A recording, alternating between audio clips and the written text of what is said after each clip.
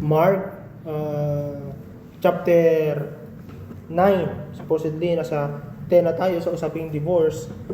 But I think, mahalagang tignan natin tong passage na to ngayon mga kapatid, as I've said 2 Sundays ago. And gusto ko lang kayong i-remind na we're done looking at this passage in light of where the statement comes from.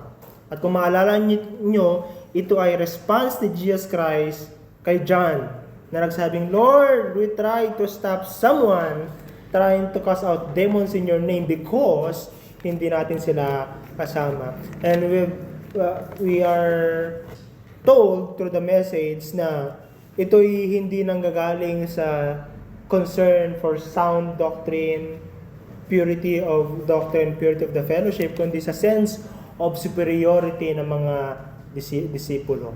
So, mas superior sila kaysa sa iba, kaya sila dapat ang gumagawa ng mga bagay na ito. And Jesus Christ rebuke the disciples. Hindi lang po si John, no? Kasi kabilang sila, we tried, sama-sama sila nag-stop, no? Sa taong ito. So this is a response sa sinabi ni John. And Jesus Christ mentioned that disciples must deal with sin with the utmost seriousness so that it will not cause stumbling block, hindi lang para sa iba kundi para sa kanila mismo. Yun yung pinanggagalingan nito. But this time, let's zoom in to this teaching of Jesus of the unquenchable fire. I trust lahat ng mga nandito ay believers ni Jesus. So we'll look at this with the lens of being a believer, someone na naligtas na ng Panginoon from this. Dapat natin siyang bigyan pansin because dahil sa mga usapin ngayon ito nung mga nagdaan sa social media, yung usapin patungkol sa justice of God, sa love of God, sa compassion ng Panginoon. Maraming usapin at maraming tao na ang gusto lang pakinggan ay yung love ni God, yung compassion ni God, yung forgiveness ni God. At once you mention about the judgment of God, hindi yan yung Diyos na kilala nila daw. Ang kilala daw nilang Diyos ay yung Diyos na compassionate at pagmahal. But the Bible tells us, not just the Bible, but Jesus Christ Himself speaks of a God who warns. In fact, sabi ni Jesus Christ, huwag kayong matakot sa mga taong pumapatay lang ng laman. Matakot kayo sa Diyos, sa Kanya, na able na magtanggalin kayo ng buhay physically at itapon ang inyong kaluluwa sa dagat-dagatang apoy pagkatapos no. Imagine that. Jesus Christ, the gentle shepherd, the patient shepherd ng mga disipulong makukulit, speaks of something so terrible at nakakatakot. No? So, now, we know every story is different. Iba-iba tayo ng kwento as individuals. We are unique. We are unique in our fingerprints, how we are reared up, paano tayo pinalaki ng ating mga magulang, at sa ating mga pinag-aaralan ng mga schools, iba't ibang experiences ang meron tayo. And these experiences, iba-iba, have sometimes cause us to sin. Nakapag-commit tayo ng sin dahil sa mga experiences na ito. Doon sa mga nasa mga mahirap na lugar, maraming krimen nangyayari. At nakagawa sila ng kasalanan dahil sa kanilang sitwasyon. But then again, mga kapatid, sins committed as a response to another sin cannot be excused. It must be held accountable. Even if sin na nagawa natin as a response to the sin na nagawa laban sa atin. It cannot excuse us from the justice of God. Everyone must give an account. Yung nakapanakit sa atin at tayo kung nanakit din tayo ng iba. How we respond to that hurt, we must give an account sa harapan ng Panginoon. So we can take this passage as itong turo ni Jesus Christ na ito patungkol sa hell and unquenchable fire, as Jesus Christ teaching about hell or the unquenchable fire in order that we may not go into that direction where many have gone. Because you see, hell is an effective deterrent. Yung deterrent is something that keeps you from doing something because the consequences far outweighs the temporary result of what you will gain. That's a deterrent. Yung deterrent yung hindi mo gagawin kasi mas mahirap. Parang yung mga bansa, ginagamit to usually sa militar. Malaking deterrent yan, yung warship na yan, yung armas na yan. Ibig sabihin, they keep other countries from harming you. they must think twice because of your capacity to retaliate with mas mabigat na consequences. The doctrine of hell is a deterrent, effective deterrent. And mind you mga kapatid, ang hell ay no easy doctrine. Hindi siya madali. This is heavy. If we can talk hell casually, jokingly, pagtatawaran natin, gaya ng ginagawa ng mga hindi Christian, sa kanilang mga podcast, minamak nila yung doctrine of hell, it shows, kung tayo ginagawa natin yon, it shows that we don't understand the gravity of what we are talking. Hindi natin naintindihan. No? Why is this topic heavy? It's heavy because it goes beyond our mental capacity. Hindi natin maisipang lubos yung tinuturo ng hell. And we human beings have this history. May kasaysayan tayo. Na kapag isang bagay ay hindi natin maintindihan, sinashrug off na natin o siniset aside. No? We cannot grasp, with our finite mind, hindi natin kayang i-absorb. So, ang immediate na gagawin natin ay isang tabi or hindi totoo yan, pawalang bisa yan because hindi natin mag-grasp. Ginagamit natin ang ating isip as the measure standard for what is true or what is false. Imagine that. Ginagamit mo yung isip na makakalimutin na may sooner or later baka magka-dementia or Alzheimer's as the standard of what is true or false. We struggle with doctrines like Trinity. Ano ba mga doctrine na struggle natin? Heaven, opposite ng hell. And of course, for many of us, lalo sa mga Pinoy, we struggle at the doctrine about Jesus as the God-man. Jesus is both God and man. At kasali dito mga kapatid, ang katuruan ni Kristo patungkol sa impyerno. This doctrine is particularly heavy because it speaks of an ending conscious torment for those who refuse to obey the gospel of Jesus Christ. Mabigat siya because hell is this unending conscious torment for those who refuse to obey the gospel of Jesus Christ. Mahirap siya. Walang hanggang paghihirap. At it's beyond the paghihirap na pwede maranasan ng isang tao sa mundo. It goes beyond all the evil, all the monstrous experience na pwede nyo ma-experience. Hell goes beyond that. Now, it's hard to think of such suffering, no? But consider this. Consider looking at hell from the perspective of God. Or from the perspective of someone, of a good man. You see, God gives air to breathe. Ang Diyos, binibigyan niya tayo ng hangin na hinihinga natin ngayon, lupa na tinatapakan, puno na sinisulungan, tubig na nagre-refresh ng ating kauhawan, pagkain na nagbibigay ng kalakasan, bahay na tinitirahan. Isa pa, walang ginawang mali ang Diyos sa atin for the past time na nabubuhay tayo. Never did God wrong to any one of us. Walang ginawang masamang Panginoon sa atin that we don't deserve. Lahat ng ginagawa ng Panginoon ay mabuti. Everything we enjoy ultimately comes from God. Sabi ng James, every good thing comes from the Father of lights, with whom there's no variation. Walang favoritism. Yet humanity chooses to live as if there's no Creator to whom they must give an account. You see? Lahat ng ginawa mo, nakakita kayo ng ganito mga drama? Bakit mo nagawa sa akin to? Buong buhay ko, ginawa ko sa ito, nagawa mo sa akin to. Dapat kang mamatay. Lumayas ka. I curse you.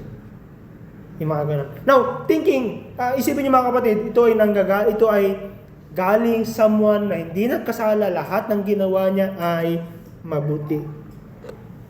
Walang kalikuan sa kanya.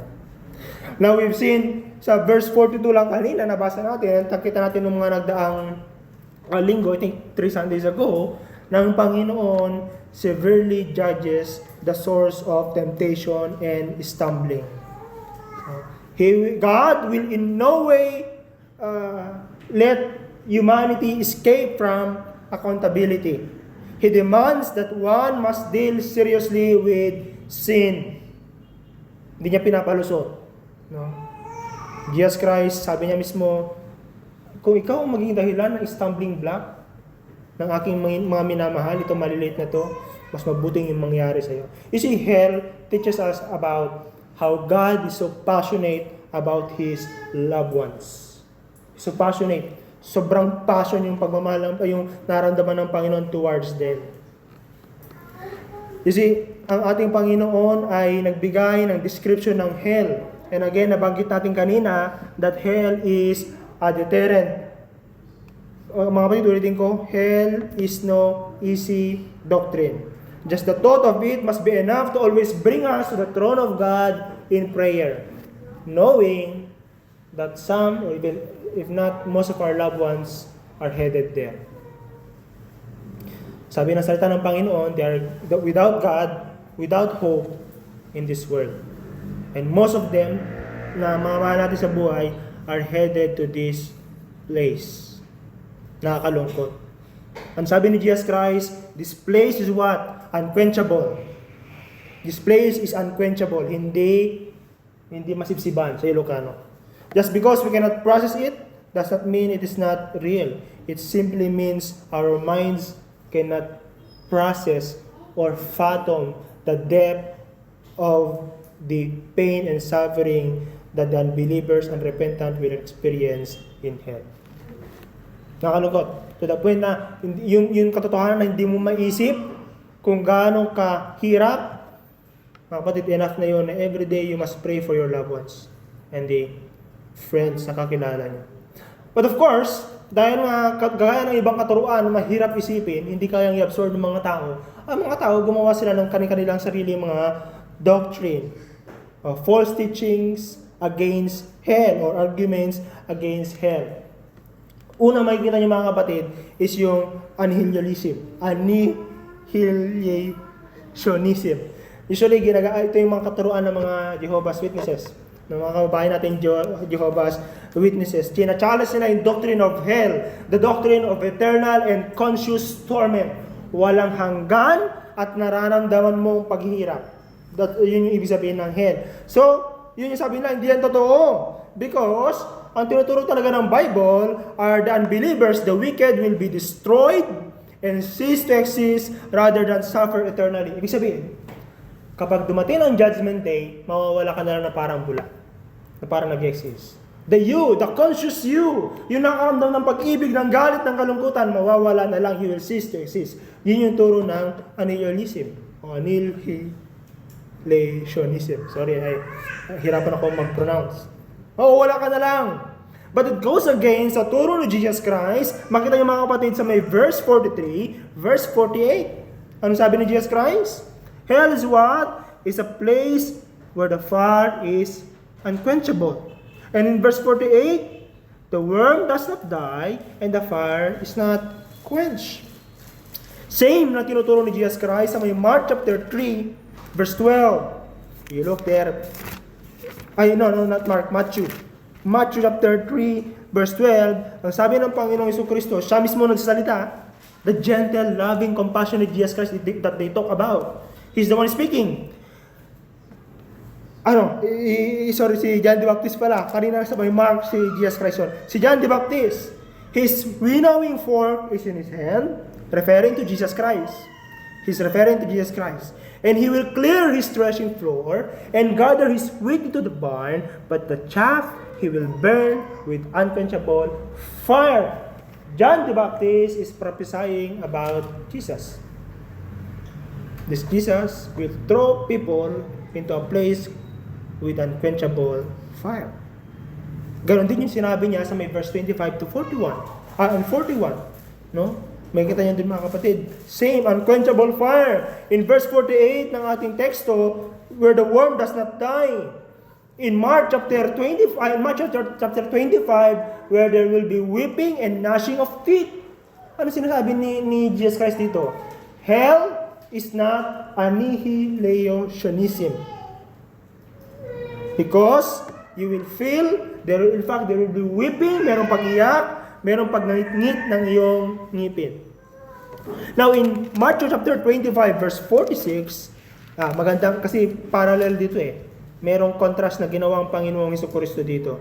Na matibay na katibayan, nagsabi ang impyerno ay walang hanggan. Matthew chapter 25 verse 46, the Lord Jesus Christ said, "And this will go away to the eternal punishment, but the righteous to eternal life."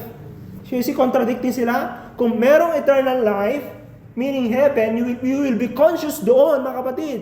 In eternal life, there's this conscious enjoyment of everything worthy to be enjoyed. Lalo ng presence ng Panginoon. That's our supreme source of enjoyment in eternal life. At ganoon din yung kabaliktaran nun, eternal punishment. So it's not this doctrine of tinuturo ng mga kapatid natin na annihilationism at isang, agnostic yun. Isang in-interview lagi sa mga reels, may bigote na may itim. Tinuturo niya to eh. You'll just vanish. When you die, you'll just vanish. No punishment. You'll not be held accountable kung paano ka nabuhay sa mundong ito. But then again, sa teksto pala natin mga kapatid, ang Panginoong Hesukristo mismo ang nagturo repeatedly, twice mention niya that the fire is what? Unquenchable. Unquenchable means not temporary. It will continue forever and forever. Now, pangalawa, itong doctrine of universalism. Universalism, madalas, dati yung mga kapatid nating RC nagtuturo nito. May ilan pa rin sa kanila, universalism. Dati hindi eh. Kasi sabi nila, kapag lumabas ka sa church, you are under a curse. Pero ngayon hindi. Nagbabago ang tono. At lumalabas halang katuruan na, don't worry about hell because everyone will be saved.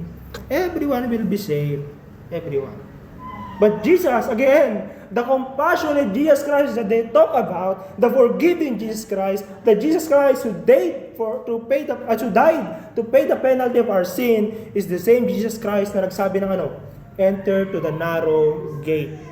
For the gate going to destruction is wide. At ano sabi ni Kristo? At marami ang nandoon. Marami ang nandoon. Kakaunti nakakatagpo ng narrow gate.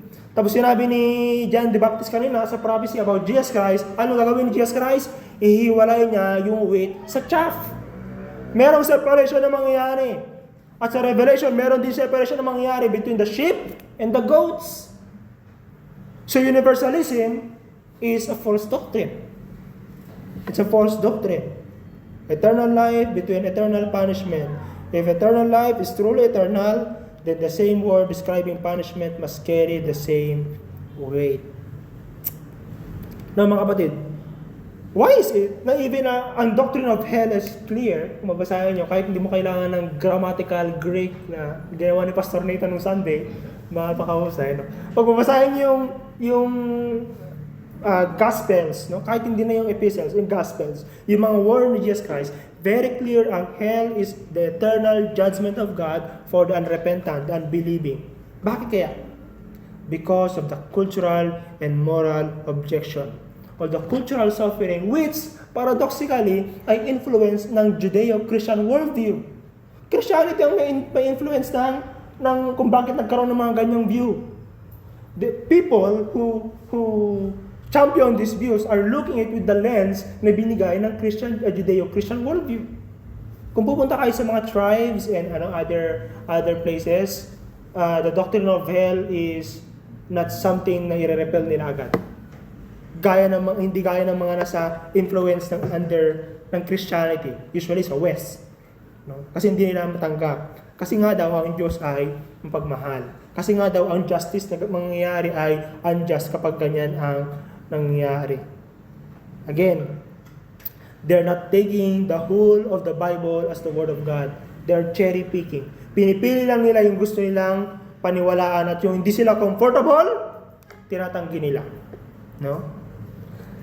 But you see, gaya ni Kirk Cameron, nitong lately lang, na may nag-viral na dating tinuturuan kasama ni Ray Comfort, si Rick Cameron, in-express niya yung kanyang difficulty with the idea of eternal conscious torment, saying he struggled with the idea that this God will send people to hell forever.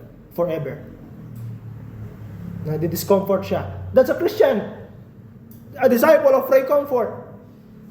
Mga kapatid, ang nangyayari kay Kirk Cameron reflects a broader, and mas malalang problema ng discomfort pagdating sa doctrine of hell. But you see, discomfort doesn't determine doctrine. The scripture does.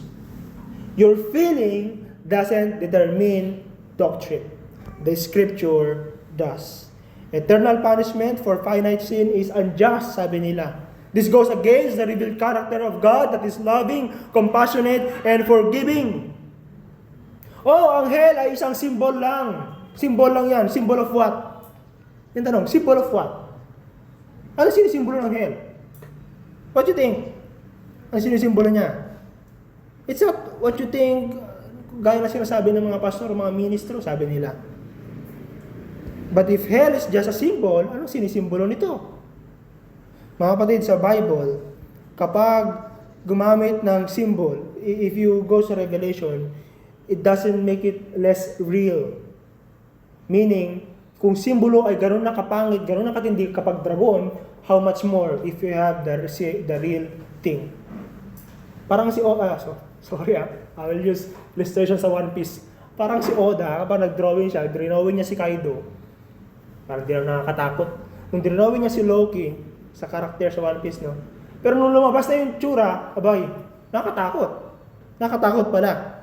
But the symbol, hindi masyadong nakakatakot. Pero nung dumating yung totoo, nakakatakot. Manginginig ka. Kasi may pangil, may sungay, may kaliskis, at mahirap patayin. Symbols doesn't mean less real. It intensifies what it symbolizes. At mga kapatid, yung sabi nila na sin punished with an infinite punishment is unjust. Mga kapatid, hindi yun ang sinasabi na it's not the length of sin. It's the rebellion committed against an infinitely holy God. The weight of judgment reflects the weight of the one sinned against. You see, God is not just only gracious, forgiving, and compassionate. From the text we've read in Mark chapter 9, this God na pinapakita ni Jesus Christ, pinapakilala ni Jesus Christ through Himself, is the God who is passionate in love towards His children, that He sternly warns and threatens anyone who goes against them. In Matthew, sabi ng Panginoon sa Matthew chapter 18 verse 17, woe to him, woe, sumpain, woe to him through whom temptation comes. Galit ang Panginoon. When you go against what He loves, and if God loves His creation, God loves His people, He will go against anyone who will threaten what He loves. At grabe yung kanyang warning. Woe! Sumpain! Cursed! Going against what God loves is sin, as we've seen gaya na nakita natin, pare-pares na word, gaya na nakita natin sa Mark chapter 9. If you go against a believer, you're going against God. If you're going against God, you're going against Him. And imagine the punishment na mangyayari. Mga kapatid, God is not cruel. He is just and has shown rich mercy for those who in Christ Jesus. That's why the call ng Panginoon is to believe in Christ. Now, makikita natin na ating Panginoong Jesucristo mismo nagturo patungkol sa hell. And hell is a major teaching in Jesus' ministry. Sabi ng mga New Testament scholar, hell is what? Hell or anything na may kinalaman sa hell is about 70 times in the Synoptic Gospels. Synoptic Gospels is Matthew, Mark, and Luke. Almost 70 times na tinuro ni Kristo ang patungkol sa impyerno. Imagine that, paulit-ulit na sinasabi niya. At sa Gospel of Mark, chapter 9, verse 43 to 48, twice niyang binanggit yung patungkol sa unquenchable fire. Twice niyang binanggit yung patungkol sa hell. Unquenchable with worm that does not die. In Mark chapter 25, verse 41 to 46, ganito yung ginamit na word ni Jesus Christ. Depart from me into the eternal fire. Sabi niya pa sa binasa natin kanina, this unrepentant will go to what? The eternal punishment. Mga kapatid, Jesus the God-man who offers forgiveness to those who repent, taught about hell. At tinuro niya to using pictures na so vivid. Merong pag-iyak, merong pag-ngit ng ngipin, merong uod na hindi namamatay. It's burning sulfur, sabi pa sa Revelation. He speak of it not casually but with seriousness. God judges the source of every stumbling. Winarningan niya nga eh. Woe to you. Kapag ikaw ang dahilan ng pagkakasala, woe to you. He will discipline the disciple na gumagawa ng kalokohan gaya nila dyan. Didisiplina niya. But to you who have caused the sin, woe to you. You remember the Ahaz? Sa Genesis chapter 3, pinag-testimony niya pa si Adan at Eva eh. In-interview niya eh. Pero pagdating sa Ahaz na nag-cause ng sin ni Adan at ni Eve, no explanation. Gagapang ka sa iyong belly. But for Adan and Eve, mayroong explanation eh. You see how God treats what He loves? But for the cause of stumbling, God will deal with it severely. Hindi lang si Jesus Christ, mga kapatid. Even the apostles taught about hell. Sabi ni Jude sa Jude verse 23. Walang chapter pala yung Jude. Save others by snatching them out of the fire. Meaning the fire is real. The danger is urgent. That's why the ministry that we do must not be done casually. In 2 Peter chapter 2 verse 1 to 6, maraming sinabi yan si Pedro, mga kapatid, na mayroong judgment for the ungodly, and there are angels that are cast into chains of darkness.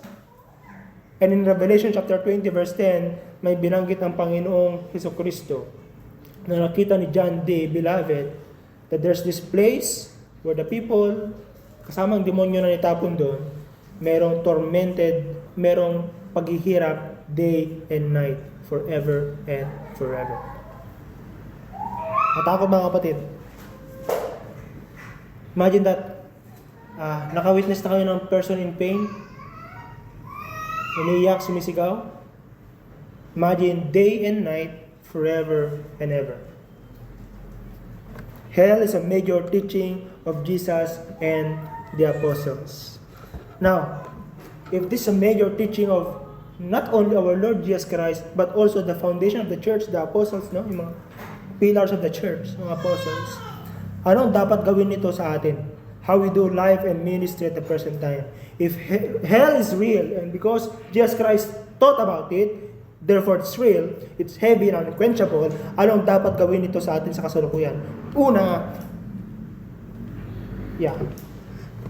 we cannot treat sin lightly. We cannot treat sin lightly.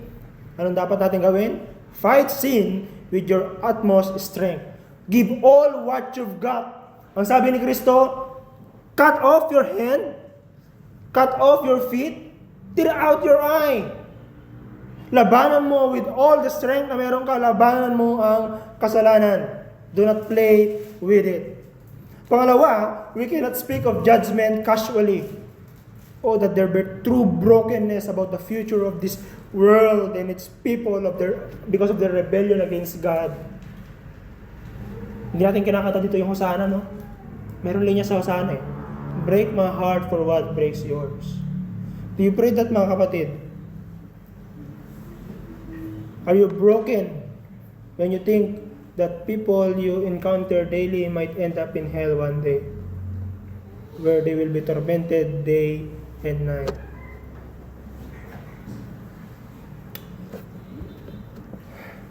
I remember one time, again, nakwento ko na dito.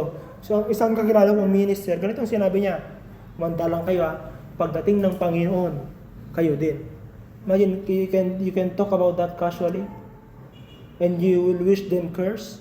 Ito yung headed nila. Ito yung pupuntahan nila. They are headed towards a place of unending torment. Pangatlo, we must deal radically with sin in our own lives. Confess, be on guard, encourage, gaya ng pinag-aaralan natin kanina, kaya importante na mag-gather tayo regularly to encourage one another, to remind each other about the gospel, which is hard nowadays.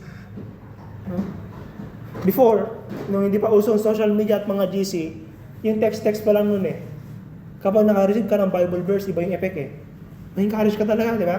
I-encourage tayo ng mga pastor na mag-send kayo ng mga Bible verse and prayer. Kasi nakaka-encourage, pero ngayon wala na. Kung makakita ka ng, parang casual na lang na nabasa natin, ordinary day na na-scroll natin ng mga Bible verses. But it's meant to encourage us, mga kapatid, and push us to deal with sin, deal against sin radically.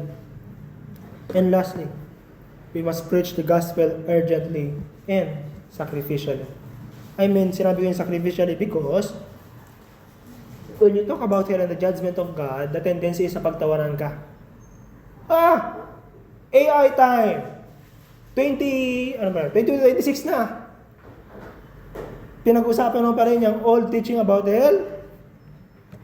You must be willing to be put into shame for preaching this gospel that saves from the eternal judgment. Kaya merong kanta si A.B. Simpson, yung founder ng Christian Missionary Alliance. Ay, hindi ko pala nilagay dito. Sabi, may kanta si A.B. Simpson, ganito, ang linya. O Holy Ghost, thy people move, baptize their hearts with faith and love, and consecrate their gold. At Jesus' feet their millions pour, and all their ranks unite once more, as in the days of old.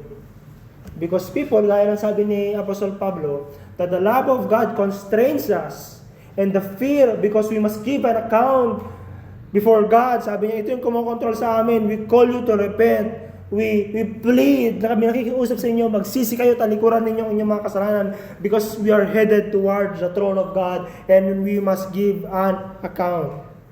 Paul, the scholarly, the learned man, preaches that doctrine. Hell.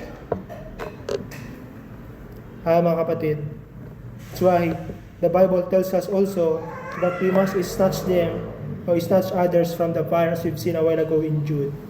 Now, the doctrine of hell sa atin as individuals must produce humility. You see, the only reason why you are headed there is because of the grace of God. In fact, you deserve that. Hell, we deserve hell, but we are no longer headed there because of what Christ has done for us. At ang dapat makita sa atin ay gratitude. Pasalamat lagi sa Panginoon na hindi na tayo papunta roon because Christ has taken everything that's due to us. Saba, it must produce seriousness in discipleship. Growth in Christ is not a sideline. It must be the focus of our lives. And lastly, mga kapatid, napanggitin kayo sa snatch from the fire, maging urgent tayo sa pag-share ng gospel. I don't mean, pagkatapos ito, papaupuin mo yung mga kilala mo, will share the gospel to you. No. He must be always intentional in seeking for door. The Apostle Paul, even himself, asked for prayers that God will open doors for them to proclaim the gospel. Ganun din tayo. Maging intentional, maging prayerful that God will open doors so that the gospel may be proclaimed through us, through you, in your workplace. Because again, hell is heavy and dark. But you see, mga kapatid, I want you to know that this is the exact opposite of what the gospel offers. Hell is the exact opposite of what the gospel offers. If hell's torment and suffering is beyond our imagination, the Bible tells also na yung inheritance na matatanggap natin because of what Christ has done for us goes beyond our imagination. In fact, sabi ng Apostle Pablo, the suffering of this present day and age cannot be compared to what God has prepared for those who love Him and those who wait for His appearing. Cannot be expressed. The joy that's awaiting for every believer cannot be comprehended with our finite mind. At alam nyo kagandahan ito, mga kapatid, yung katuruan ng impyerno, I've shown you a while ago that 70% or more than 70 times nagturo ang Panginoon Jesucristo sa Matthew, Mark, Luke ng patungkol sa impyerno. So the same Jesus who warned about hell, who taught about hell, is also the same Jesus was He stretched His arms on the cross so that sinners, you and me, would not have to go there.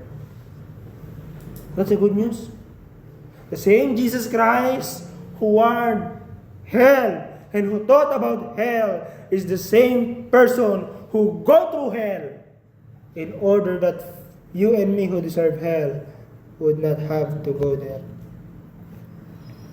Jesus' seriousness in warning about hell teaches us what He went through. He went through the severity of hell, receiving on Himself the full strength of God's wrath against sinners. Mga kapatid, isipin niyo yun. Jesus Christ received on Himself the full strength of God's wrath against sinners. That we no longer need to go there, that road, but be in fellowship with Him forever. At ito yung pinoproclaim natin every Lord's Day. Later on, mariremind tayo mga kapatid. Every Lord's Day, ito yung pinoproclaim natin. Sa every Lord's Supper, ito yung pinoproclaim natin. That Jesus Christ, our Lord, died and rose again, and will come again to bring us hope. But for those who refuse to believe in Christ, who chose to live under sin, Jesus Christ Himself, John the Baptist prophesied that He will throw this shaft into eternal fire. But for you, mga kapatid, the Lord's Supper will remind you that Jesus Christ will come again and will bring us home to a place where the joy, where the happiness, the peace is beyond our mental capacity. It's there.